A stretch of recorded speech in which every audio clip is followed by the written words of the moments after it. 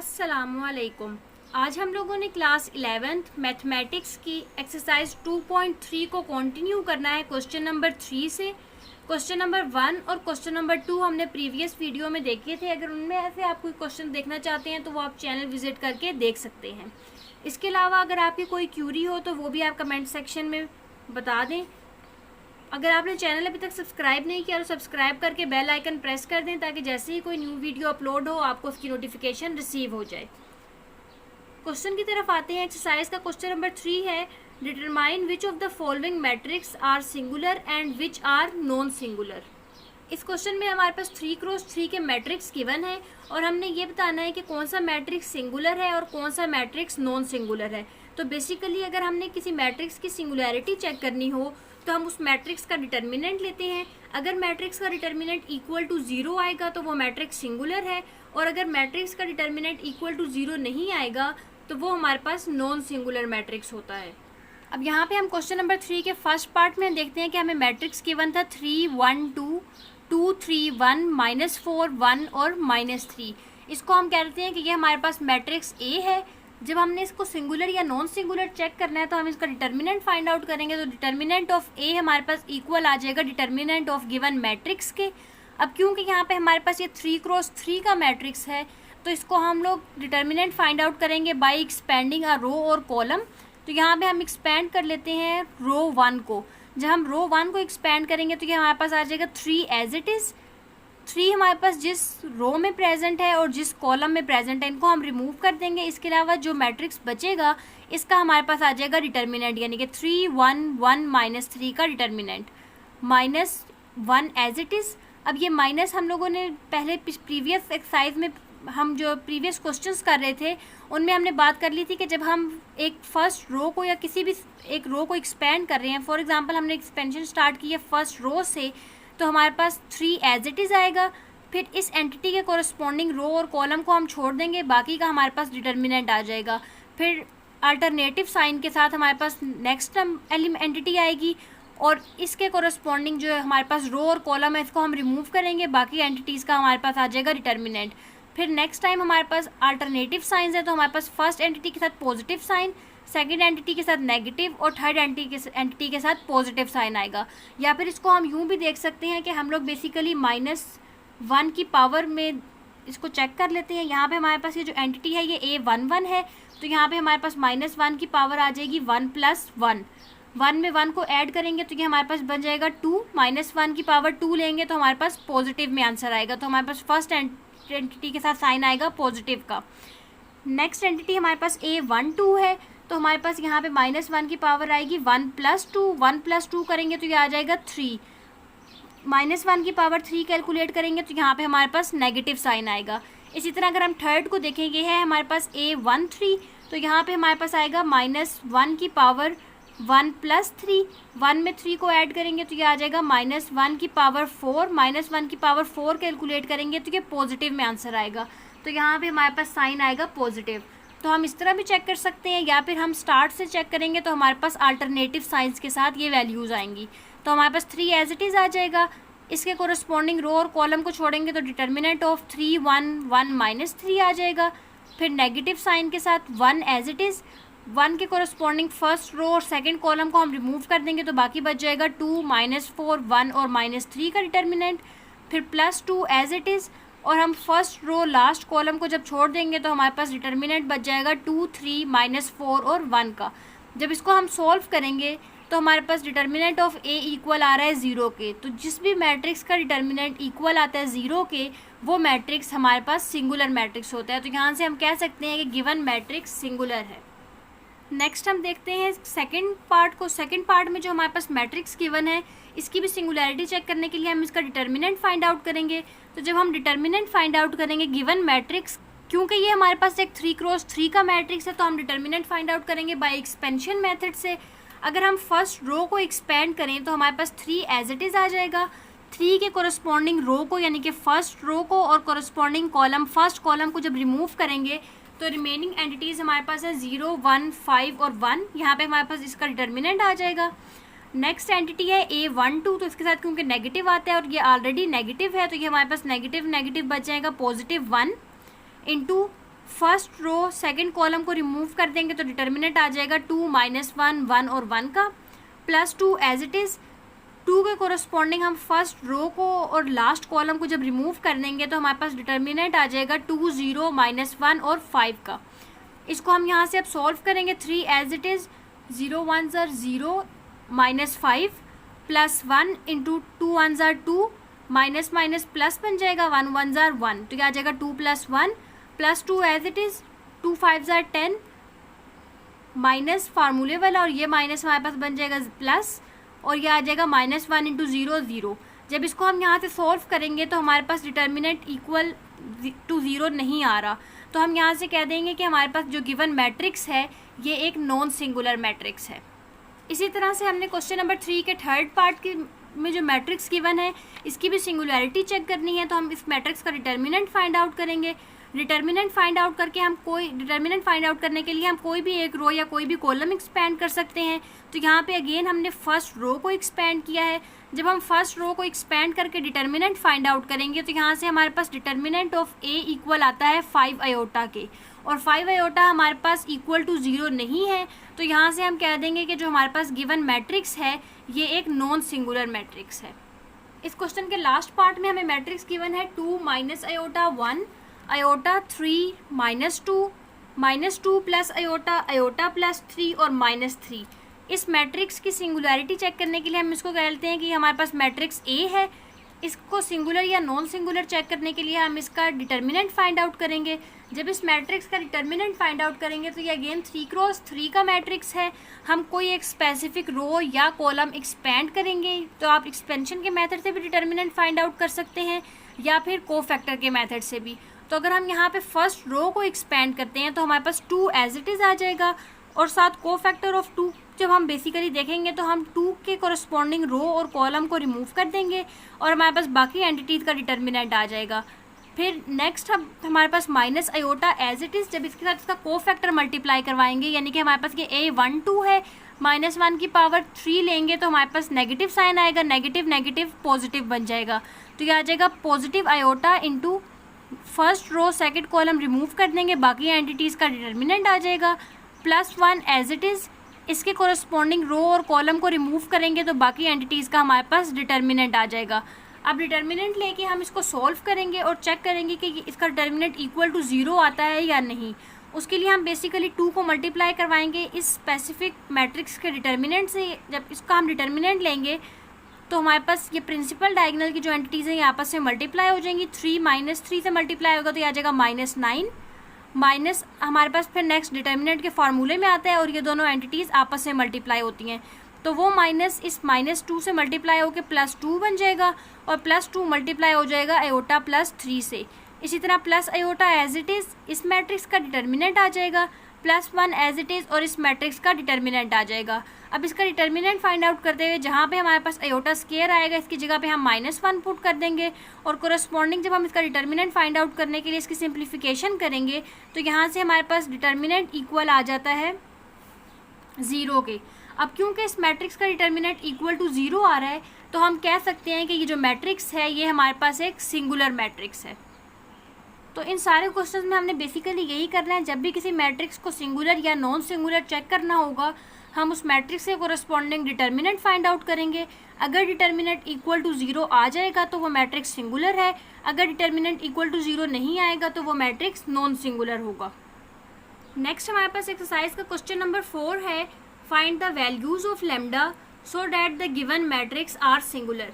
यहाँ पे हमारे पास डिफरेंट मैट्रिक्स गिवन है जिनमें हमारे पास एंटिटीज़ में लैम्डा भी प्रेजेंट है जो कि एक अननोन एंटिटी है। इस अननोन एंटिटी की वैल्यू हमने फाइंड आउट करनी है, और हमारे पास गिवन कंडीशन है कि ये मैट्रिक्स सिंगुलर है। एक मैट्रिक्स सिंगुलर तब होता है जब उसका डिटर्मिनेंट इक्वल टू 0 होता है। तो यहाँ पे हम लोगों ने इस कंडीशन को यूज़ करते हुए अननोन जो हमारे पास एंटिटी है लैम्डा, इसकी वैल्यू फाइंड आउट करनी है। फर्स्ट पार्ट को देखते हैं हम। फर्स्ट पार्ट में हमारे पास जो मैट्रिक्स गिवन है इसको हम लेट कर लेते हैं कि ये मैट्रिक्स ए है, जो कि हमारे पास है लैम्डा 1 3 2 1 8 0 3 1। हमारे पास जो कंडीशन गिवन है वो ये गिवन है कि ये जो मैट्रिक्स है ये एक सिंगुलर मैट्रिक्स है, तो जब हम इसका डिटर्मिनेंट लेंगे तो ये इक्वल टू 0 आना चाहिए। जब इसको हम डिटर्मिनेंट लेंगे तो इसको हम पुट कर देंगे इक्वल टू 0। डिटर्मिनेंट लेने के लिए क्योंकि ये 3x3 का मैट्रिक्स है तो इसका डिटर्मिनेंट लेते हुए हम इसको एक्सपैंड करेंगे। अगर हम फर्स्ट रो को एक्सपैंड करते हैं तो हमारे पास लेमडा एज इट इज़ आ जाएगा। लेमडा जिस रो में और जिस कॉलम में प्रेजेंट है इसको हम रिमूव कर देंगे और बाकी जो मैट्रिक्स की एंटिटीज़ बचेंगी इनका हमारे पास साथ आ जाएगा डिटर्मिनेंट। फिर नेगेटिव साइन के साथ -1 एज इट इज़। -1 जिस रो में और जिस कॉलम में प्रेजेंट है इसको हम रिमूव कर देंगे और बाकी एंटिटीज़ का हमारे पास डिटर्मिनेंट आ जाएगा। नेक्स्ट +3 एज इट इज़ आ जाएगा। +3 के कोरिस्पॉन्डिंग रो और कॉलम को रिमूव करेंगे तो बाकी एंटिटीज़ 2, 1, 0, 3 का हमारे पास आ जाएगा डिटर्मिनेंट। इस सारे को हम इक्वल टू पुट कर देंगे 0 के, क्योंकि सिंगुलर मैट्रिक्स का डिटर्मिनेंट 0 के इक्वल होता है। तो यहाँ से अब हमने सॉल्व करना है for finding the value of lambda.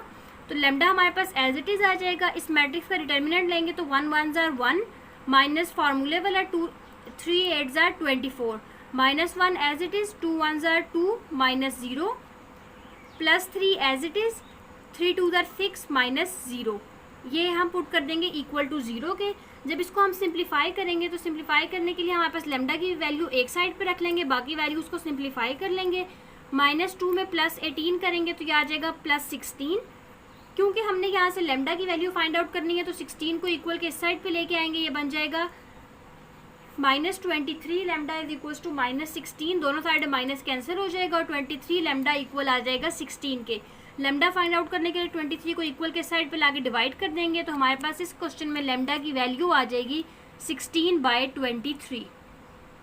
Second part में भी हमने सेम यही करना है। हमारे पास जो मैट्रिक्स गिवन है इसका हम डिटर्मिनेंट फाइंड आउट करेंगे और इसको पुट कर देंगे इक्वल टू 0। डिटर्मिनेंट इस मैट्रिक्स का फाइंड आउट करने के लिए हमारे पास अगेन ये जो मैट्रिक्स है ये 3x3 का मैट्रिक्स है तो हमने इसका डिटर्मिनेंट फाइंड आउट करना है एक्सपेंशन मेथड से। अगर इसको फर्स्ट रो के कोरस्पॉन्डिंग हम एक्सपैंड करेंगे तो हमारे पास ये इक्वल आ जाएगा lambda as it is.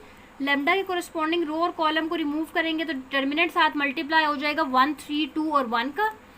Negative sign के साथ 2 एज इट इज़। 2 के कोरस्पॉन्डिंग रो और कॉलम को हम छोड़ देंगे तो हमारे पास 2 लेमडा 3 और 1 का डिटर्मिनेंट आ जाएगा। +0 एज इट इज़। 0 के कोरस्पॉन्डिंग रो और कॉलम को हम जब एलिमिनेट कर देंगे तो हमारे पास डिटर्मिनेंट आ जाएगा 2 1 लेमडा और 2 का।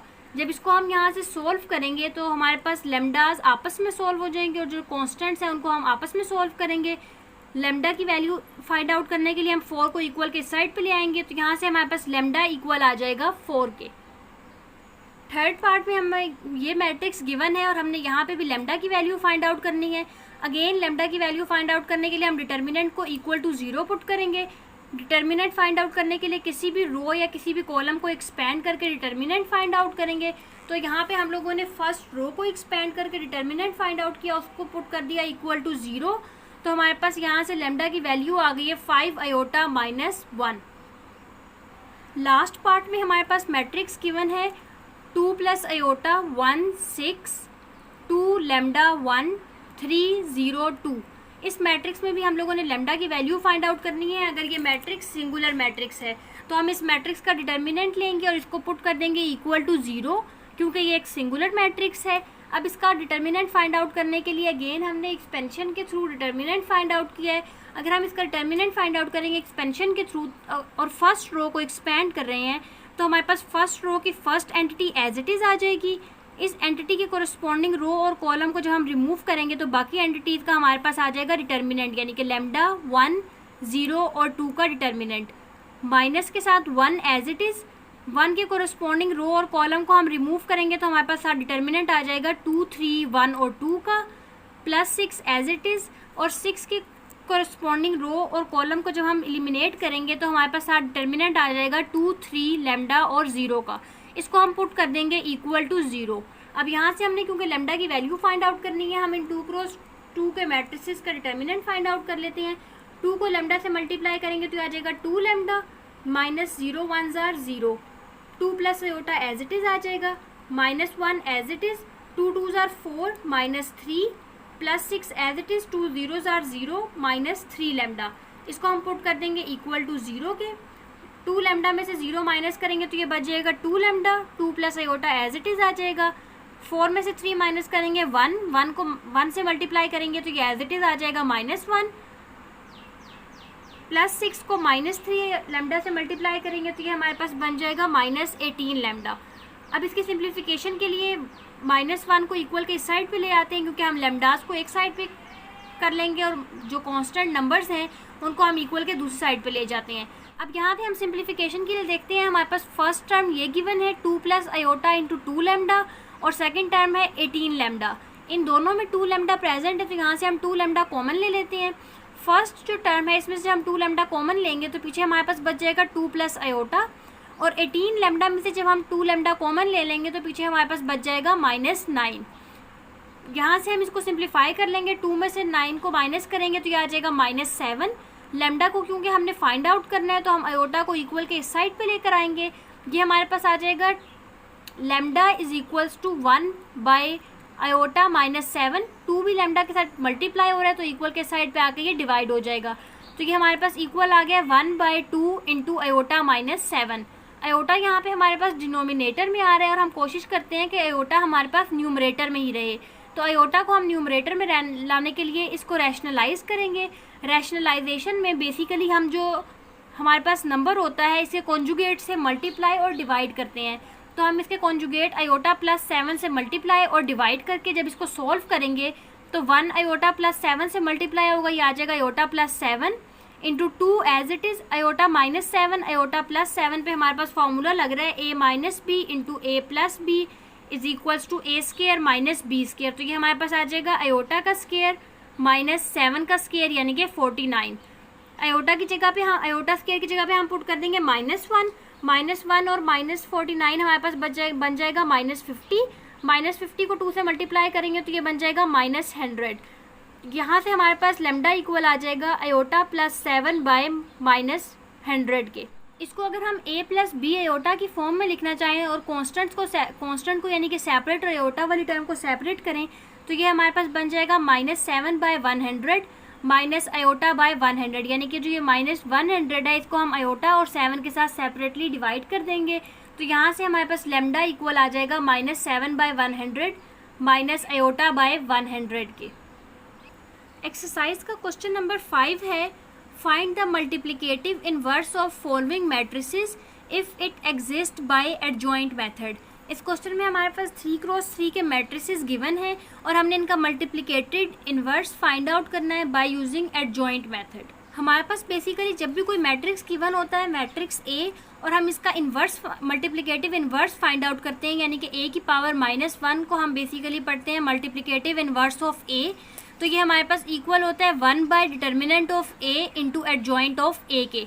अब यहाँ पे डिटर्मिनेंट ऑफ A हम लोगों ने 3x3 मैट्रिक्स का फाइंड आउट करना है और एडजॉइंट ऑफ A भी 3x3 मैट्रिक्स का। तो adjoint of A 3x3 matrix का फाइंड आउट करने का हमारे पास मेथड ये है कि हम हर एंटिटी के कोरस्पॉन्डिंग कोफैक्टर्स को फाइंड आउट करते हैं और फिर जो उनकी लोकेशन बनती है उनको लोकेशन पे पुट करके उसके कोरस्पॉन्डिंग हम इस मैट्रिक्स का ट्रांसपोज ले लेते हैं। तो यहाँ से हमारे पास एडजॉइंट ऑफ A आ जाता है, यानी कि हम लोगों ने हर एंटिटी के कोरस्पॉन्डिंग पहले कोफैक्टर्स फाइंड आउट करने हैं और फिर उन कोफैक्टर्स को इस अरेंजमेंट में हम जब प्लेस करेंगे तो यहाँ से हमारे पास ये आ जाएगा एडजॉइंट ऑफ A।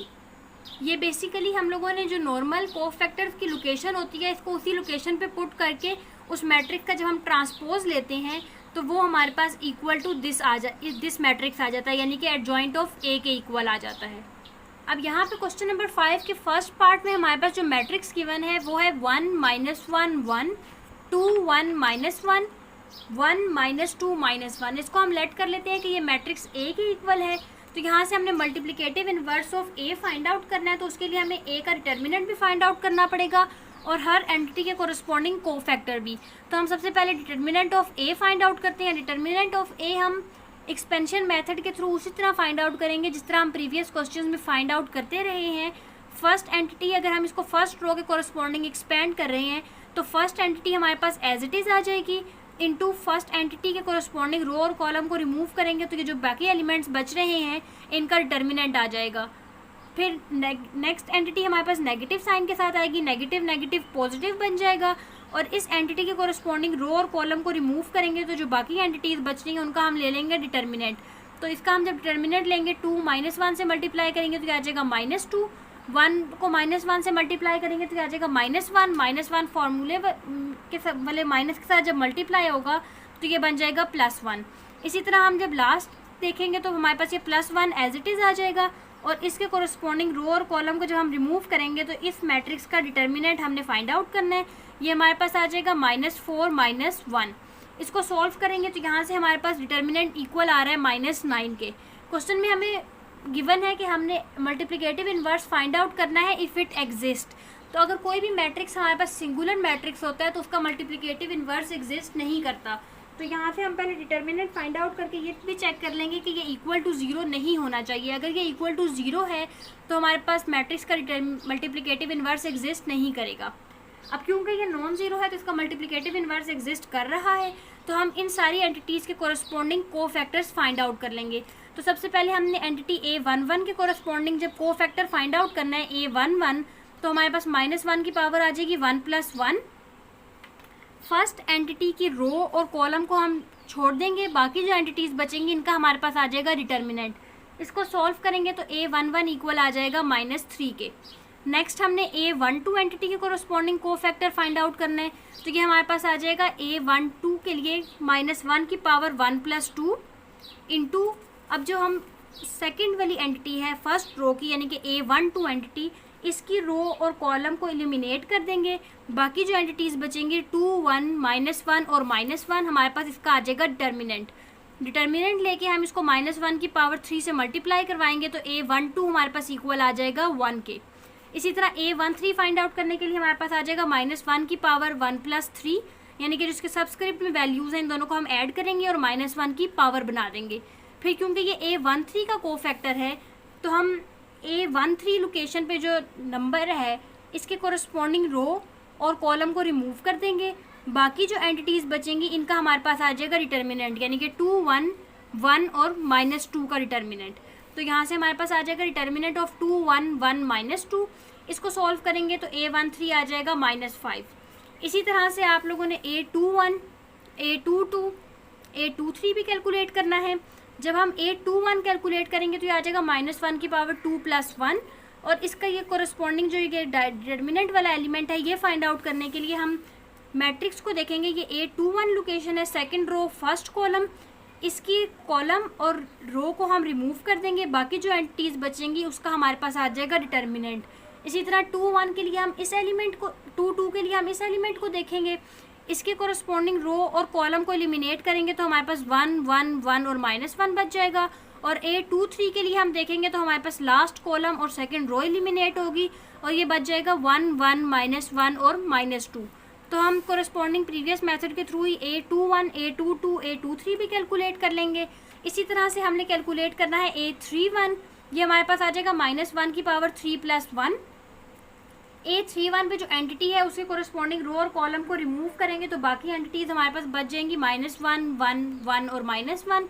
इसका डिटर्मिनेंट लेके -1 की पावर 4 से मल्टीप्लाई करेंगे तो A31 आ जाएगा इक्वल टू 0।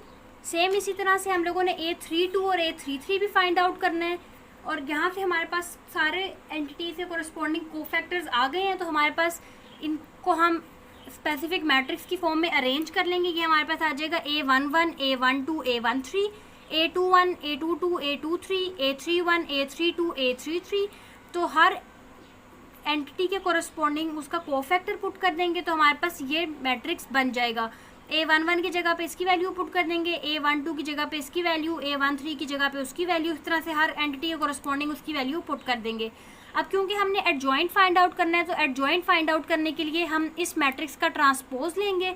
ट्रांसपोज लेते हुए बेसिकली हम ये करते हैं कि जो एंटिटीज़ हमारे पास रो में होती हैं यानी कि जो रोज़ हैं वो कॉलम्स बन जाते हैं और जो कॉलम्स होते हैं वो हमारे पास रोज़ बन जाते हैं। तो यहाँ पे जब हम इस मैट्रिक्स का ट्रांसपोज लेंगे तो हमारे पास एडजॉइंट ऑफ ए के इक्वल आ जाएगा। तो एडजॉइंट ऑफ ए के लिए हम इसका ट्रांसपोज देखते हैं। फर्स्ट रो थी हमारे पास -3 1 और -5, ये हमारे पास अब कॉलम की फॉर्म में आ जाएगी -3 1 -5। सेकंड रो सेकंड कॉलम बन जाएगा -3 -2 1, और थर्ड रो हमारे पास थर्ड कॉलम बन जाएगी। तो ये हमारे पास रोज़ कन्वर्ट हो जाएंगी कॉलम्स में और कॉलम्स कन्वर्ट हो जाएंगे रोज़ में। ये मैट्रिक्स हमारे पास आ जाएगा एडजॉइंट ऑफ ए। इसी की जगह आप ये भी कर सकते हैं कि डायरेक्ट इसी को हम पुट कर ले ट्रांसपोज की फॉर्म में तो हमारे पास ये एंटिटीज़ बन जाएंगी A11, A12, A13, A21, A22, A23 और A31, A32, A33। तो यहाँ से हमारे पास आ जाएगा एडजॉइंट ऑफ ए। अब क्योंकि हमने multiplicative inverse of A find out करना है तो मल्टीप्लिकेटिव इन्वर्स ऑफ ए के लिए हम ए इन्वर्स फाइंड आउट करेंगे, जिसका हमारे पास फॉर्मूला है 1 by determinant of A into adjoint of A. 1 as it is आ जाएगा, डिटर्मिनेंट ऑफ ए हमने कैलकुलेट किया था वो हमारे पास इक्वल आया था -9 के, और एडजॉइंट ऑफ ए की जगह पे हम इसका मैट्रिक्स पुट कर देंगे जो कि हम लोगों ने अभी अभी ट्रांसपोज लेके फाइंड आउट किया है। अब इसको सॉल्व करने के लिए हम हर एंटिटी को, यानी कि जो ये एंटिटी है इसको डिवाइड करेंगे -9 से, क्योंकि ये 1 बाय -9 हर एंटिटी से मल्टीप्लाई होगा। तो सॉल्व करने के लिए हम हर एंटिटी को डिवाइड कर देंगे -9 से। यहाँ से हमारे पास ए इन्वर्स मैट्रिक्स कैलकुलेट हो जाएगा। क्वेश्चन नंबर 5 के सेकंड पार्ट में हमें मैट्रिक्स गिवन है 3 -4 2 2 3 5 1 0 1। इस मैट्रिक्स को हम लेट कर लेते हैं कि ये हमारे पास मैट्रिक्स ए है। मल्टीप्लिकेटिव इन्वर्स फाइंड आउट करने के लिए सबसे पहले हम इस मैट्रिक्स का डिटर्मिनेंट फाइंड आउट करेंगे। डिटर्मिनेंट हमने सेम प्रीवियस मेथड के थ्रू एक्सपेंशन से कैलकुलेट करना है। यहाँ भी हमने एक्सपेंशन की है यूजिंग फर्स्ट रो। जब हम फर्स्ट रो के थ्रू एक्सपेंशन करेंगे और इसका डिटर्मिनेंट फाइंड आउट करेंगे तो हमारे पास डिटर्मिनेंट इक्वल आ रहा है -9 के। अब क्योंकि -9 नॉट इक्वल टू 0 है तो यहाँ पे से हमें पता चल जाएगा कि ये एक नॉन सिंगुलर मैट्रिक्स है, तो इसका मल्टीप्लिकेटिव इन्वर्स एग्जिस्ट करता है। अब मल्टीप्लिकेटिव इन्वर्स फाइंड आउट करने के लिए हर एंटिटी के कोरस्पॉन्डिंग हम लोगों ने कोफैक्टर फाइंड आउट करना है। कोफैक्टर में सबसे first cofactor A11 find out जब हम करेंगे तो हमारे पास -1 की पावर आ जाएगी इन दोनों नंबर्स का सम, यानी कि 1 + 1 इंटू ये जो डिटर्मिनेंट है ये किन वैल्यूज़ का आएगा। इनके लिए हमने प्रीवियस क्वेश्चन में देखा था A11 एंटिटी के कोरस्पॉन्डिंग रो और कॉलम को हम रिमूव कर देंगे, यानी कि जिस रो में और जिस कॉलम में वो एंटिटी प्रेजेंट है उसको हम रिमूव कर देंगे, और बाकी जो हमारे पास एंटिटीज़ बचेंगी इनका हमारे पास आ जाएगा डिटर्मिनेंट, यानी कि 3 5 0 1 का डिटर्मिनेंट। इसको हम सॉल्व करेंगे तो यहाँ से हमारे पास A11 की वैल्यू आ जाएगी। इसी तरह A12 की वैल्यू फाइंड आउट करने के लिए हमारे पास -1 की पावर आ जाएगी सम ऑफ दीज टू वैल्यूज़, यानी कि 1 + 2। और ये जो डिटर्मिनेंट की वैल्यूज़ हैं ये फाइंड आउट करने के लिए हमारे पास A12 एंटिटी को हम देखेंगे, ये जिस रो में प्रेजेंट है और जिस कॉलम में प्रेजेंट है इसको हम रिमूव कर देंगे, और बाकी जो एंटिटीज़ हैं 2 1 5 और 1 इसका हमारे पास आ जाएगा डिटर्मिनेंट। तो यहाँ से हम जब इसको सॉल्व करेंगे तो हमारे पास कोफैक्टर A12 इक्वल आ जाएगा 3 के।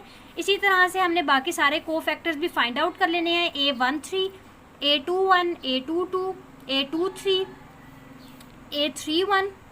ये हमने सेम उन्हीं मेथड से फाइंड आउट करने हैं जिस तरह से हम लोग प्रीवियस क्वेश्चंस में फाइंड आउट करते हुए आए हैं। A32 और A33 भी फाइंड आउट कर लेंगे। इनसे जब हम अपना मैट्रिक्स क्रिएट करेंगे तो हमारे पास ये मैट्रिक्स कुछ यूँ बन जाएगा A11 A12 A13 A21 A22 A23 A31 A32 A33 equal to हर कोफैक्टर के कोरस्पॉन्डिंग उसकी वैल्यू पुट कर देंगे, तो यहाँ से हमारे पास कोफैक्टर्स का मैट्रिक्स आ जाएगा। जब इसका हम ट्रांसपोज लेंगे तो ये हमारे पास इक्वल आ जाएगा एडजॉइंट ऑफ ए के। तो ट्रांसपोज लेने के लिए हमारे पास जो रो है वो कॉलम में कन्वर्ट हो जाएगी। फर्स्ट रो थी हमारे पास 3 3 -3, तो ये फर्स्ट कॉलम बन जाएगी। सेकंड रो है हमारे पास 4 1 -4, ये सेकंड कॉलम बन जाएगा। और लास्ट रो है हमारे पास -26 -11 17, तो ये हमारे पास थर्ड कॉलम बन जाएगा। यहाँ से हमारे पास ट्रांसपोज लेके एडजॉइंट ऑफ ए आ जाएगा। अब ए इन्वर्स फाइंड आउट करने के लिए हमारे पास फॉर्मूला होता है 1 by determinant of A into adjoint of A. Determinant of A हमने क्वेश्चन के स्टार्ट में फाइंड आउट किया था -9, तो ये हमारे पास आ जाएगा -1/9 into adjoint of A. Inverse find out करने के लिए अगर हम इसकी मजीद सिंप्लीफिकेशन करें तो हर एंटिटी डिवाइड हो जाएगी -9 से, तो यहाँ से हमारे पास ए इन्वर्स इक्वल आ जाएगा इस मैट्रिक्स के। थर्ड पार्ट को भी सेम इसी तरह हम सॉल्व करेंगे। हमने ए का इन्वर्स फाइंड आउट करना है, तो सबसे पहले हम ए का डिटर्मिनेंट फाइंड आउट करेंगे। ए का डिटर्मिनेंट फाइंड आउट करके चेक करेंगे कि ये मैट्रिक्स सिंगुलर है या नॉन सिंगुलर। क्योंकि यहाँ पे हमारे पास मैट्रिक्स का डिटर्मिनेंट इक्वल टू 0 नहीं आ रहा, तो ये हमारे पास एक नॉन सिंगुलर मैट्रिक्स है। इसका मतलब है कि इसका मल्टीप्लिकेटिव इन्वर्स एग्जिस्ट करता है। तो आपने सेम प्रीवियस मेथड्स के थ्रू हर एंटिटी के कोरस्पॉन्डिंग कोफैक्टर फाइंड आउट करने हैं। जब हम फर्स्ट एंटिटी के कोरस्पॉन्डिंग कोफैक्टर फाइंड आउट करेंगे A11, तो ये इक्वल आ जाएगा -4 आयोटा के। इसी तरह से A12 कैलकुलेट करेंगे तो ये हमारे पास आ रहा है 8 - आयोटा। A13 है हमारे पास 1, A21 इक्वल आ रहा है 0 के, A22 इक्वल आ रहा है -5 के, A23 हमारे पास इक्वल आ रहा है 0 के, A31 हमारे पास इक्वल आ रहा है 1 के, A32 हमारे पास यहाँ से आ जाएगा 2 आयोटा -1 और A33 इक्वल आ जाएगा माइनस आयोटा के। प्रीवियस मेथड्स को यूज़ करते हुए हम इन सारे कोफैक्टर्स को फाइंड आउट करके जब कोफैक्टर मैट्रिक्स बनाएंगे तो ये हमारे पास मैट्रिक्स बन जाएगा -4 आयोटा, 8 माइनस आयोटा, 1 0 5 0 1 2 आयोटा -1 और minus iota. Adjoint find out करने के लिए हमने इस मैट्रिक्स का ट्रांसपोज ले लेना है। जब इस मैट्रिक्स का हम ट्रांसपोज लेंगे तो रोज़ हमारे पास कॉलम्स में कन्वर्ट हो जाएंगी। तो ये हमारे पास 4 आयोटा, 8 माइनस आयोटा और 1 को फर्स्ट कॉलम बन जाएगा। सेकंड रो हमारे पास सेकंड कॉलम की जगह पे आ जाएगी और थर्ड रो हमारे पास थर्ड कॉलम बन जाएगा। तो यहाँ से हमारे पास आ जाएगा एडजॉइंट ऑफ ए का मल्टीप्लिकेटिव इन्वर्स फाइंड आउट करने के लिए अगेन हम प्रीवियस फार्मूला यूज़ करेंगे। Multiplicative inverse of A is equals to 1 by determinant of A into adjoint of A. Determinant of A की जगह पे हम इसका डिटर्मिनेंट पुट कर देंगे 5। एडजॉइंट ऑफ ए की जगह पे हमने जो ट्रांसपोज लेके मैट्रिक्स फाइंड आउट किया था वो आ जाएगा हमारे पास। अब ए इन्वर्स फाइंड आउट करने के लिए हम हर एंटिटी को डिवाइड कर देंगे जब 5 से, तो हमारे पास multiplicative inverse of A equal आ जाएगा इस मैट्रिक्स के। क्वेश्चन के लास्ट पार्ट में हमारे पास ये मैट्रिक्स गिवन है और हमने इसका मल्टीप्लिकेटिव इन्वर्स फाइंड आउट करना है। तो मल्टीप्लिकेटिव इन्वर्स फाइंड आउट करने के लिए अगेन सबसे पहले हम डिटर्मिनेंट फाइंड आउट करेंगे। डिटर्मिनेंट फाइंड आउट करने के लिए अगर हम फर्स्ट रो को एक्सपेंड करते हैं तो हमारे पास 3 एज इट इज़ आ जाएगा। 3 के कोरस्पॉन्डिंग रो और कॉलम को हम रिमूव करके बाकी जो एंटिटीज़ बचेंगी उसका डिटर्मिनेंट लेंगे और वो हमारे पास 3 से मल्टीप्लाई हो जाएगा। माइनस इंटू दिस एंटिटी, ये एंटिटी ऑलरेडी माइनस में है तो माइनस माइनस प्लस बन जाएगा। इस एंटिटी के कोरस्पॉन्डिंग रो और कॉलम को रिमूव करके बाकी एंटिटीज़ का हम ले लेंगे determinant plus iota as it is, और फर्स्ट रो लास्ट कॉलम को रिमूव करके बाकी एंटिटीज़ का हम ले लेंगे डिटर्मिनेंट। इसको हम सॉल्व करेंगे तो यहाँ से हमारे पास determinant of matrix A equal आ जाएगा 22 प्लस 22 आयोटा के, या फिर इसको हम लिख सकते हैं 22 इंटू 1 प्लस आयोटा। अब क्योंकि ये इक्वल टू 0 नहीं है तो यहाँ से हमारे पास इस मैट्रिक्स का मल्टीप्लिकेटिव इन्वर्स एग्जिस्ट करता है, तो हमने हर एंटिटी के कोरस्पॉन्डिंग कोफैक्टर फाइंड आउट करना है। जब हम कोफैक्टर फाइंड आउट करेंगे A11 तो हमारे पास -1 की पावर आ जाएगी 1 + 1। A11 एंटिटी के कोरस्पॉन्डिंग रो और कॉलम को रिमूव करके बाकी एंटिटीज़ का हम ले लेंगे डिटर्मिनेंट। तो ये हमारे पास आ जाएगा 6 1 6 -2 इंटू -3 आयोटा, ये बन जाएगा 6 आयोटा। इसको -1 के स्क्वायर से मल्टीप्लाई करेंगे तो A11 इक्वल आ जाएगा 6 इंटू 1 प्लस आयोटा के। इसी तरह से हम लोग A12 फाइंड आउट करेंगे। A12 फाइंड आउट करने के लिए हमारे पास आ जाएगा -1 की पावर 1 + 2। फर्स्ट रो और सेकंड कॉलम को छोड़ के बाकी जो एंटिटीज बचेंगी उनका हमारे पास आ जाएगा डिटर्मिनेंट, यानी कि हमारे पास फर्स्ट रो और सेकंड कॉलम को हम रिमूव कर देंगे, बाकी जो एंटिटीज बचेंगी इसका हमारे पास आ जाएगा डिटर्मिनेंट। इसको सॉल्व करेंगे तो यहाँ से हमारे पास A12 की वैल्यू आ जाएगी। इसी तरह A13 फाइंड आउट करने के लिए हमारे पास आ जाएगा -1 की power 1 + 3। First row third column को छोड़ के बाकी एंटिटीज़ का डिटर्मिनेंट लेंगे और उसको -1 की पावर 4 से मल्टीप्लाई करेंगे तो यहाँ से हमारे पास कोफैक्टर आ जाएगा A13 equal to 4 into 1 minus iota. इसी तरह से हम लोगों ने बाकी कोफैक्टर्स भी फाइंड आउट कर लेने हैं। A211 इक्वल आ रहा है 8 आयोटा के, A22 इक्वल आ रहा है 22 के, A23 इक्वल आ रहा है -2 के, और A31 इक्वल आ रहा है -3 प्लस आयोटा के। A32 और A33 भी हम इसी तरह से फाइंड आउट कर लेंगे। ये हमारे पास आ रहे हैं 11 आयोटा और 3 + 2 आयोटा। इसको हम मैट्रिक्स की फॉर्म में अरेंज करेंगे तो हम हर कोफैक्टर के कोरस्पॉन्डिंग उसकी वैल्यू पुट कर देंगे। यहाँ से हमारे पास कोफैक्टर्स का कोरस्पॉन्डिंग मैट्रिक्स आ जाएगा। अब क्योंकि हमने एडजॉइंट फाइंड आउट करना है तो हम इस मैट्रिक्स का ट्रांसपोज लेंगे। जब हम ट्रांसपोज लेंगे तो एडजॉइंट ऑफ A इक्वल आ जाएगा इस मैट्रिक्स के ट्रांसपोज के। ट्रांसपोज लेते हुए हमारे पास जो भी रो है उसको हम कॉलम की फॉर्म में लिख लेंगे। तो फर्स्ट रो हमारे पास फर्स्ट कॉलम बन जाएगी, सेकंड रो सेकंड कॉलम, और थर्ड रो हमारे पास बन जाएगा थर्ड कॉलम। तो यहाँ से हमारे पास एडजॉइंट ऑफ A भी आ जाएगा। रिटर्न इन्वर्स फाइंड आउट करने के लिए हम फार्मूला यूज़ करेंगे। Multiplicative inverse of A is equals to 1 by determinant of A into adjoint of A। A का डिटर्मिनेंट हमारे पास आया था 22 इंटू 1 प्लस आयोटा, तो ये आ जाएगा 1/22 into 1 plus iota into adjoint of A matrix. अब यहाँ पे हमारे पास आयोटा जो है ये डिनोमिनेटर में आ रहा है, तो हम इस आयोटा को डिनोमिनेटर से रिमूव करने के लिए इसको रैशनलाइज करेंगे। यहाँ पे हम इसको रैशनलाइज करने के लिए बेसिकली देखते हैं हमारे पास है 1/22 इंटू 1 प्लस आयोटा, तो हम इसकी रैशनलाइजेशन करने के लिए इसके कॉन्जुगेट से मल्टीप्लाई और डिवाइड करेंगे। जब 1 प्लस आयोटा को कॉन्जुगेट लेंगे तो ये हमारे पास बन जाएगा 1 माइनस आयोटा, तो 1 माइनस आयोटा से हम मल्टीप्लाई और डिवाइड करेंगे।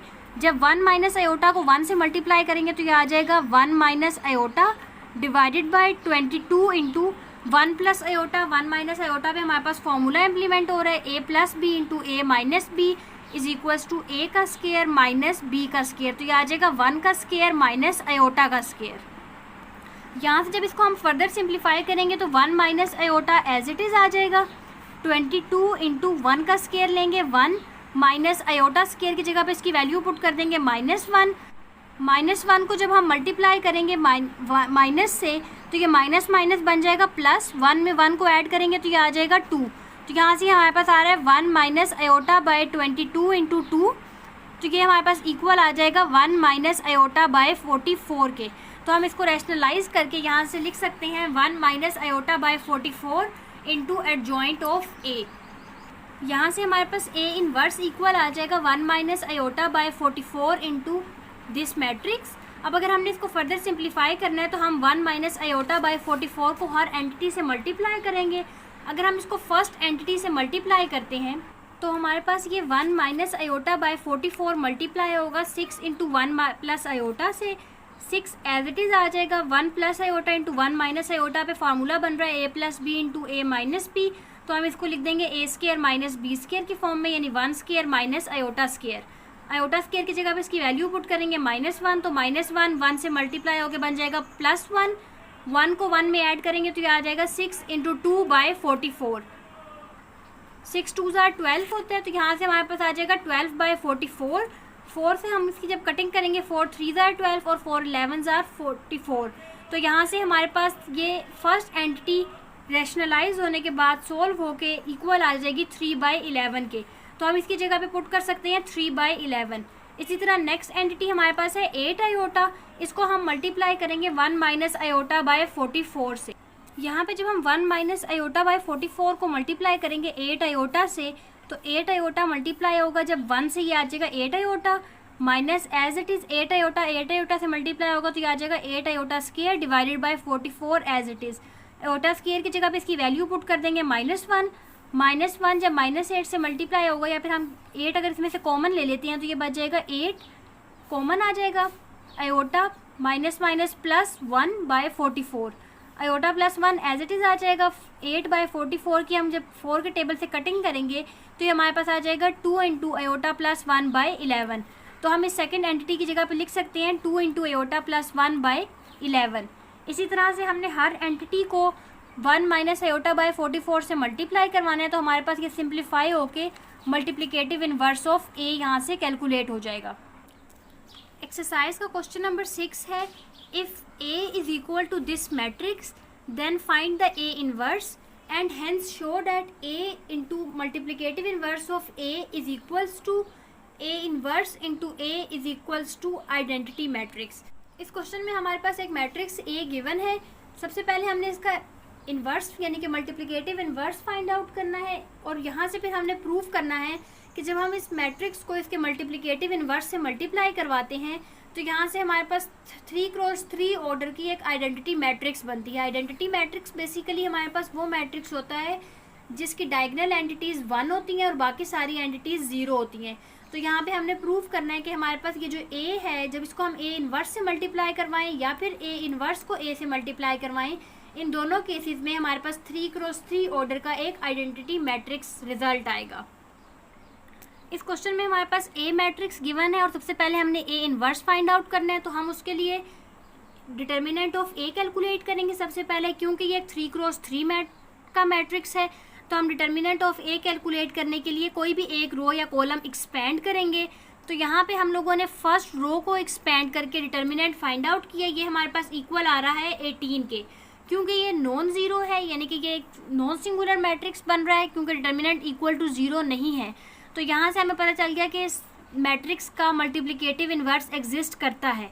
अब मल्टीप्लिकेटिव इन्वर्स फाइंड आउट करने के लिए हम हर एंटिटी के कोरस्पॉन्डिंग कोफैक्टर्स फाइंड आउट करेंगे। जब हम A11 फाइंड आउट करेंगे तो हमने -1 की पावर आ जाएगी 1 + 1। फर्स्ट रो और फर्स्ट कॉलम को छोड़ के बाकी एंटिटीज का डिटर्मिनेंट लेंगे, उसको -1 के स्क्वायर से मल्टीप्लाई करेंगे, तो हमारे पास A11 इक्वल आ जाएगा 6 के। इसी तरह A12 कैलकुलेट करेंगे, ये हमारे पास इक्वल आ रहा है 0 के। जिस तरह से हम प्रीवियस क्वेश्चंस में कोफैक्टर्स कैलकुलेट करते हुए आए हैं, उसी तरह से हमने बाकी कोफैक्टर्स भी कैलकुलेट कर लेने हैं। A13 हमारे पास इक्वल आ रहा है -2 के, A21 है -9, A22 है 18, A23 है 0, A31 हमारे पास इक्वल आ रहा है 3 के, A32 इक्वल आ रहा है 0 के, और A33 हमारे पास इक्वल आ रहा है 2 के। यहाँ से हमारे पास सारे कोफैक्टर्स कैलकुलेट हो गए हैं। कोफैक्टर मैट्रिक्स जब हम बनाएंगे तो ये हमारे पास आ जाएगा 6 0 -2 -9 -18 0 3 0 2। अब हमने इस मैट्रिक्स का ट्रांसपोज कैलकुलेट करना है। जब हम इस मैट्रिक्स का ट्रांसपोज कैलकुलेट करेंगे तो ये हमारे पास आ जाएगा इक्वल टू एडजॉइंट ऑफ ए। तो एडजॉइंट ऑफ ए के लिए हम लोग बेसिकली इस मैट्रिक्स का ट्रांसपोज लेंगे। हमारे पास रोज कन्वर्ट हो जाएंगी कॉलम्स में। फर्स्ट रो फर्स्ट कॉलम बन जाएगी, सेकंड रो सेकंड कॉलम बन जाएगा, और थर्ड रो हमारे पास थर्ड कॉलम की फॉर्म में आ जाएगी। तो यहाँ से हमारे पास एडजॉइंट ऑफ ए इक्वल आ जाएगा इस मैट्रिक्स के। ए इन्वर्स कैलकुलेट करने के लिए हम मल्टीप्लिकेटिव इन्वर्स ऑफ ए का फॉर्मूला यूज़ करेंगे, 1 by determinant of A into adjoint of A. Determinant of A है हमारे पास 18 और एडजॉइंट ऑफ ए हमारे पास, इसकी जगह पे हम इसका मैट्रिक्स पुट कर देंगे। हर एलिमेंट को जब हम मल्टीप्लाई करेंगे 1/18 से, तो हमारे पास ए इन्वर्स इक्वल आ जाएगा इस मैट्रिक्स के। अब हमने क्वेश्चन में ए इंटू ए इन्वर्स और ए इन्वर्स इंटू ए भी कैलकुलेट करना था, तो हम सबसे पहले कैलकुलेट कर लेते हैं A inverse into A. A inverse into ए जब हम कैलकुलेट करेंगे तो हम अपनी सिंप्लीफिकेशन के लिए, क्योंकि हमारे पास ए इन्वर्स में ओवरऑल बाय की फॉर्म में हमारे पास आंसर आ रहा है, तो मल्टीप्लिकेशन में हमारे पास यहाँ पे थोड़ी सी मुश्किल होगी, तो हम आसानी के लिए ए इन्वर्स में ये वाला मैट्रिक्स पुट कर लेते हैं, यानी कि 1/18 इंटू दिस मैट्रिक्स। सोल्व किए बगैर, यानी कि मजीद सिंप्लीफाई किए बगैर हम ओवरऑल इस वैल्यू को पुट कर लेंगे। तो ए इन्वर्स की जगह पे हमारे पास आ जाएगा 1/18 इंटू एडजॉइंट ऑफ ए, और ए की जगह पे हम पुट कर देंगे ए मैट्रिक्स। 1/18 एज इट इज़ आ जाएगा। नेक्स्ट हमने इन दोनों मैट्रिक्स की मल्टीप्लिकेशन करवानी है। मैट्रिक्स मल्टीप्लिकेशन में हमारे पास ये फर्स्ट रो पहले इस मैट्रिक्स के फर्स्ट कॉलम से मल्टीप्लाई होगी। हमारे पास ये आ जाएगा 6 2 12 प्लस 9 -0 से मल्टीप्लाई होगा तो ये आ जाएगा 0। 3 को 2 से मल्टीप्लाई करेंगे तो ये आ जाएगा 6। इसको सॉल्व करेंगे तो यहाँ से हमारे पास फर्स्ट एंटिटी आएगी। नेक्स्ट एंटिटी के लिए हम लोगों ने इस रो को मल्टीप्लाई करना है सेकेंड कॉलम से, हमारे पास ये वैल्यूज़ आ जाएंगी। फिर इसी रो को हम मल्टीप्लाई करवाएंगे थर्ड कॉलम से, तो हमारे पास ये वैल्यूज़ आ जाएंगी। सेम इसी तरह से हमने सेकंड रो को पहले फर्स्ट कॉलम से मल्टीप्लाई करवाना है, फिर सेकंड कॉलम से मल्टीप्लाई करवाना है, फिर सेकंड रो को थर्ड कॉलम से मल्टीप्लाई करवाना है। फर्स्ट एंटिटी से मल्टीप्लाई होगी, सेकंड एंटिटी से, और थर्ड एंटिटी से। तो जब हम यहाँ से मैट्रिक्स मल्टीप्लिकेशन करेंगे तो हमारे पास ये आ जाएगा इक्वल टू 18। डायगोनल एंटिटीज़ में 18 आ रहा है और बाकी सारी एंटिटीज़ हैं हमारे पास 0। जब इसको हम मल्टीप्लाई करवाएंगे 1/18 से, तो हर एंटिटी 18 से डिवाइड हो जाएगी, और यहाँ से हमारे पास आंसर आ जाएगा 1 0 0 0 1 0 0 0 1। ये बेसिकली हमारे पास 3 क्रॉस 3 का एक आइडेंटिटी मैट्रिक्स है। तो हम इसको लिख सकते हैं कि ए इन्वर्स ए इक्वल है हमारे पास I3 के, यानी कि 3 क्रॉस 3 की आइडेंटिटी मैट्रिक्स के। इसी तरह से हमने अब फाइंड आउट करना है ए इंटू ए इन्वर्स। इस केस में हम ए मैट्रिक्स पहले लिखेंगे और ए इन्वर्स वाला मैट्रिक्स हमारे पास बाद में आएगा। अब हम फर्स्ट मैट्रिक्स को सेकंड मैट्रिक्स से मल्टीप्लाई करेंगे, 1/18 एज इट इज़ आ जाएगा। मैट्रिक्स मल्टीप्लिकेशन अगेन हमने वैसे ही करनी है जैसे हम सिंपल मैट्रिक्स मल्टीप्लिकेशन करते हैं। हमारे पास ये जो रो है ये मल्टीप्लाई होगी कॉलम से, यानी कि इस रो का फर्स्ट एलिमेंट इस कॉलम के फर्स्ट एलिमेंट से, इस रो का सेकंड एलिमेंट इस कॉलम के सेकंड एलिमेंट से, इस रो का थर्ड एलिमेंट इस कॉलम के थर्ड एलिमेंट से, और ये सारे एलिमेंट्स आपस में ऐड अप हो जाएंगे तो हमारे पास फर्स्ट एंटिटी आ जाएगी। इसी तरह ये रो हमारे पास सेकंड कॉलम से भी मल्टीप्लाई होगी, ये वैल्यूज़ आ जाएंगी। फर्स्ट रो थर्ड कॉलम से मल्टीप्लाई होगी तो हमारे पास A13 वाली एंटिटी आ जाएगी। सेम इसी तरह से हम सेकंड रो को तीनों कॉलम से मल्टीप्लाई करवाएंगे और थर्ड रो को भी तीनों कॉलम से मल्टीप्लाई करवाएंगे। तो हमारे पास ये मैट्रिक्स आ जाएगा। इसको हम 1/18 से मल्टीप्लाई करवाएंगे तो अगेन यहाँ से हमारे पास I3 आइडेंटिटी मैट्रिक्स बन रहा है। तो हम यहाँ से कह सकते हैं कि ये प्रूफ हो गया है A इनवर्स A इक्वल है A इंटू A इनवर्स के, और ये दोनों इक्वल है 3 क्रॉस 3 की आइडेंटिटी मैट्रिक्स यानी कि I3 के।